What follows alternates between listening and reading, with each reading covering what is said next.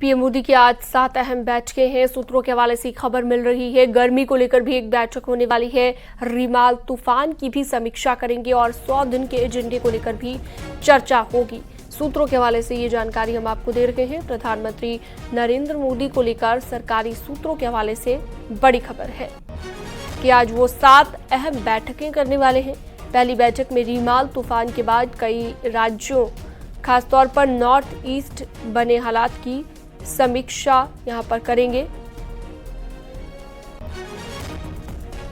दूसरी बैठक देश के कई राज्यों में भीषण गर्मी से बने हालात पर होगी।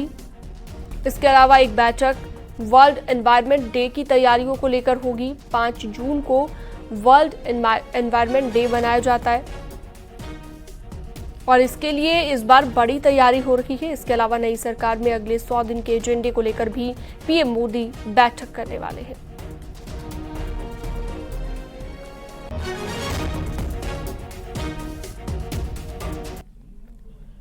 सीएम पुष्कर सिंह धामी शनिवार को हल्द्वानी में कैंची धाम की व्यवस्थाओं के सिलसिले में एक बड़ी बैठक करते नजर आए। इस दौरान मुख्यमंत्री ने एक बड़ा फैसला लिया। उन्होंने अधिकारियों को निर्देश दिए कि कैंची धाम आने वाले श्रद्धालुओं को भी 4 धाम यात्रा की तरह रजिस्ट्रेशन कराया जाए। मुख्यमंत्री ने जल्द की ऑनलाइन रजिस्ट्रेशन के लिए पोर्टल बनाने के निर्देश दिए। आपको बता दें कि 15 जून को कैंची धाम के स्थापना दिवस है और इस दिन कैंची धाम में एक मेला होता है जिसमें भक्तों का सैलाब उमड़ता है। कैंची धाम चूंकि देखिए एक बड़े धाम के रूप में अभी यात्री तीर्थयात्री श्रद्धालु बाबा के भक्त आ रहे हैं, तो उसको जिस प्रकार से चार धाम के लिए हम यात्रा प्राधिकरण बना रहे हैं, तो यात्रा प्राधिकरण में जितने भी हमारे धार्मिक स्थल हैं, जितने भी इस प्रकार के देव स्थान हैं जहाँ पर संख्या अत्यधिक होती है, उन सभी को इसमें सम्मिलित किया जाएगा और सबके लिए एक समान समेकित रूप से योजना बनेगी। सीएम पुष्कर सिंह धामी शनिवार को हल्द्वानी के दौरे पर रहे और इस दौरान मुख्यमंत्री ने कुमाऊं के सभी जिलों के अधिकारियों के साथ बैठक की। मुख्यमंत्री ने पेयजल और बिजली की समस्या को लेकर अधिकारियों से रिपोर्ट ली और अधिकारियों से व्यवस्थाओं को ठीक करने को कहा है। ये अत्यधिक लोड होने के कारण से, ज़्यादा दबाव होने के कारण से ट्रांसफार्मर इत्यादि बार बार खराब हो रहे थे। लाइन लॉसेज ज़्यादा है, उसको ठीक करने के लिए कहा है और विभाग जो है उस पर योजना बनाएगा। और फिलहाल शॉर्ट टर्म जो अभी तात्कालिक जो परेशानी है, उस परेशानी से हमने कहा है कि उसका रास्ता निकाला जाए जिससे कि लोगों को दिक्कत न हो।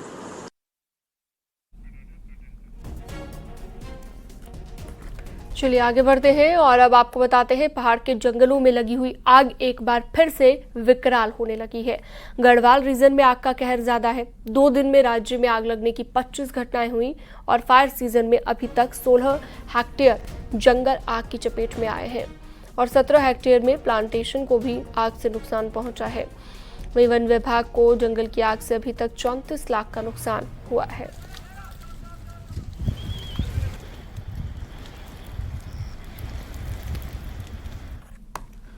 चमोली में कई जगह पर जंगल जल रहे हैं। नंदा देवी राष्ट्रीय पार्क के सेलंग क्षेत्र में जंगल धधक रहे हैं। आग लगने से लाखों की वन संपदा खाक हो गई।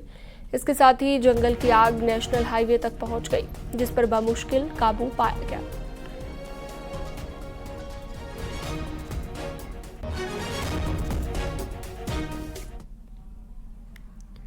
उत्तरकाशी के लगातार जंगल में आग लगने की घटनाएं सामने आने के बाद वन संपदा जिसे भारी नुकसान पहुंचा है।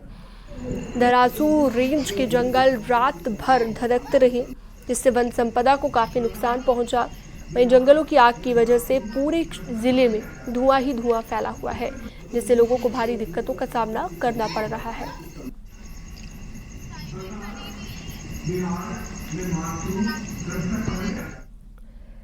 श्रीनगर में भीषण गर्मी पड़ रही है और पारा 40 डिग्री सेल्सियस को पार कर चुका है, जिसकी वजह से बिजली की मांग काफी बढ़ गई है और बिजली के ट्रांसफार्मर पर लोड पड़ रहा है। ट्रांसफार्मर का तापमान हर 10 मिनट में 80 डिग्री को पार कर रहा है। ट्रांसफार्मर जलने का खतरा बढ़ गया है। वहीं अब कूलर लगाकर बिजली के ट्रांसफार्मर को ठंडा किया जा रहा है। इसके साथ ही बिजली विभाग लोगों को बिजली का लोड कम करने की भी अपील कर रहा है। जो हमें 65 से 70 एम्पियर लोड टेम्परेचर जाना चाहिए उसका 80 से ऊपर पहुंच जा रहा है, जो कि एक रिस्क है। तो मैं लोगों से यही अपील करना चाहूँगा कि एक तो अपना जो लोड कम रखें। अगर किसी ने अपने यहाँ 4 एसी भी लगा रखे हैं तो चारों अलग अलग रूम में ना बैठकर एक ही रूम में रहें। भले ही रात में फिर वो अलग अलग रूम में चले जाएं, लेकिन भीषण गर्मी के बीच पानी की किल्लत भी बड़ी समस्या बनी हुई है। पूर्व मुख्यमंत्री हरीश रावत को भी इस समस्या से जूझना पड़ रहा है। हरीश रावत का कहना है कि वो डिफेंस कॉलोनी जैसे पॉश इलाके में रहते हैं, लेकिन रोज पानी का टैंकर मंगवाना पड़ रहा है। उन्होंने लिखा कि अगर इसकी तरह से पीने का पानी का संकट बरकरार रहा तो या तो मजबूरी में गांव जाना पड़ेगा या फिर दिल्ली।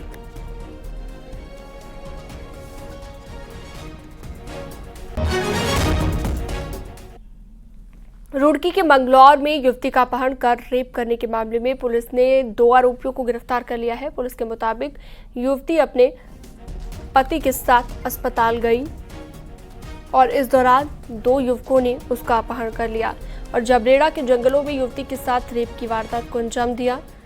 पुलिस ने दोनों आरोपियों को गिरफ्तार कर लिया है।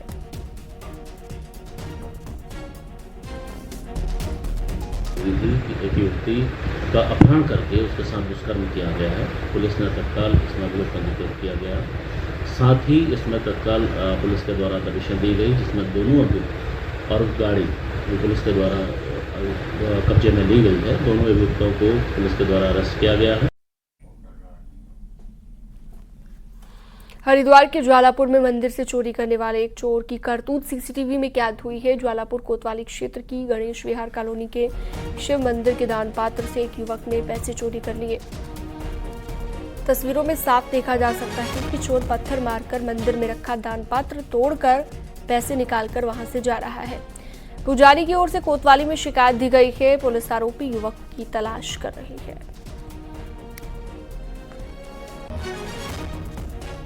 उसमें एक व्यक्ति गणेश विहार में एक मंदिर है, शिव मंदिर, उसमें घुसने का प्रयास कर रहा है। प्रयास करने के बाद वो जो मंदिर में दान पात्र है उसको ईंट से तोड़ने की कोशिश करता है। इस संबंध में अभी हमें सूचना कल प्राप्त हुई थी। इसमें चेकिंग हमने शुरू कर दी है और इस पे देख रहे हैं, इसको आइडेंटिफाई कर रहे हैं इस व्यक्ति को, और इस पर आगे कार्रवाई की जाएगी। उत्तरकाशी में चारधाम राजमार्ग परियोजना को लेकर सुप्रीम कोर्ट द्वारा पूर्व न्यायाधीश जस्टिस A.K. सिकरी की अध्यक्षता में गठित हाई पावर कमेटी ने शनिवार को यमुनोत्री राष्ट्रीय राजमार्ग के पालीघाट से जाने की चट्टी तक के हिस्से का स्थलीय निरीक्षण किया। इस हिस्से में मौजूदा सिंगल लेन सड़क का चारधाम ऑल वेदर रोड परियोजना के तहत चौड़ीकरण किया जाना प्रस्तावित है। इस दौरान जानकी चट्टी में हाई पावर कमेटी के अध्यक्ष ने जिला प्रशासन के अधिकारियों समेत स्थानीय लोगों के प्रतिनिधियों से मुलाकात कर उनके विचार जाने। इसके बाद कमेटी के अध्यक्ष ने कहा कि सभी पक्षों के विचारों और तथ्यों पर कमेटी विचार कर अपने निष्कर्ष तैयार करेगी। आपको बता दें, यमुनोत्री हाईवे पर NH 134 के अंतिम पैकेज में पालीघाट से जानकी चट्टी चौड़ीकरण होना है, लेकिन मामला सुप्रीम कोर्ट में फंसा है, जिसके चलते कार्य अभी तक शुरू नहीं हो पाया है।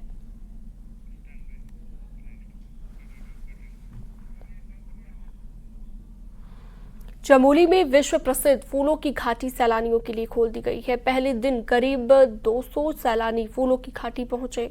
विभाग ने सभी सैलानियों से घाटी में स्वच्छता बनाए रखने की अपील की। 1 जुलाई से 31 अक्टूबर तक फूलों की घाटी सैलानियों के लिए खुली रहेगी, जहां पर देश विदेश के लाखों सैलानी घाटी का दीदार करने के लिए पहुंचेंगे।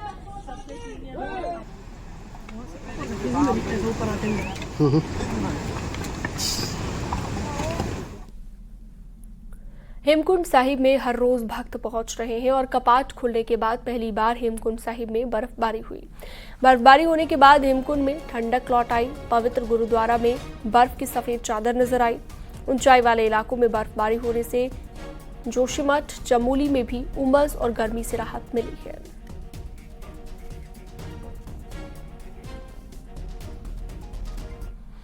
भीषण गर्मी से निजात पाने के लिए पर्यटक पहाड़ का रुख कर रहे हैं। वहीं विकास नगर में यमुना नदी भी सैलानियों से गुलजार है, लेकिन खतरा भी बरकरार है। ये रिपोर्ट देखिए।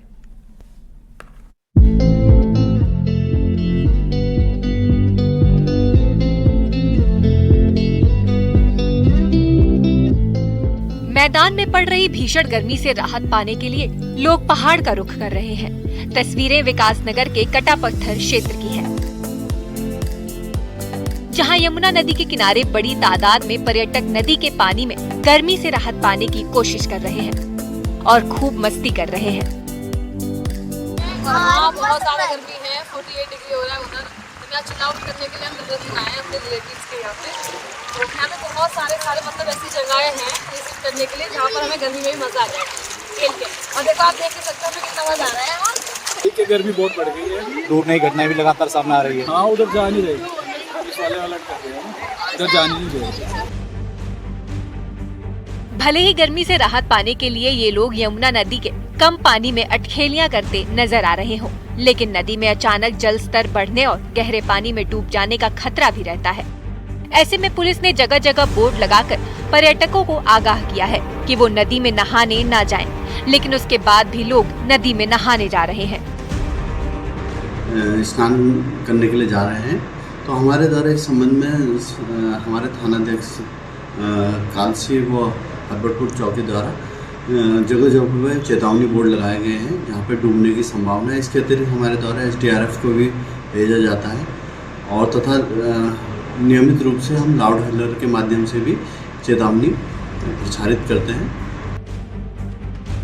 यमुना नदी में कई जगह पर डेंजर जोन भी है, जहां डूबकर कई लोगों की मौत भी हो चुकी है। ऐसे में नदी के गहरे पानी में उतरने से पर्यटकों को बचना चाहिए, नहीं तो ये मस्ती भारी भी पड़ सकती है। कुलदीप चौहान, न्यूज़ 18, विकासनगर।